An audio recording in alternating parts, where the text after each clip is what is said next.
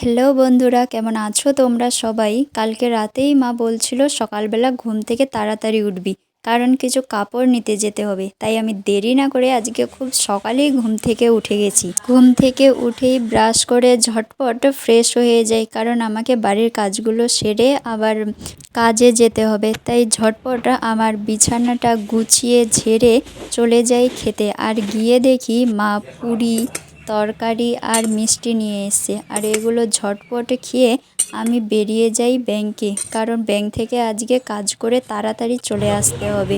তাই বেশি দেরি না করে চলে গেলাম। আর কাজে যাওয়ার কিছুক্ষণ পরেই বাবা ফোন করে বলে আজকে কাপড় নিতে যেতে হবে না। তাই আমি দুপুরবেলা বাড়ি এসে দেখি বাবা আর মা কাজে লেগে পড়েছে, ইট পরিষ্কার করছে, কারণ কালকে আমাদের বাড়িতে মিস্ত্রি আসবে।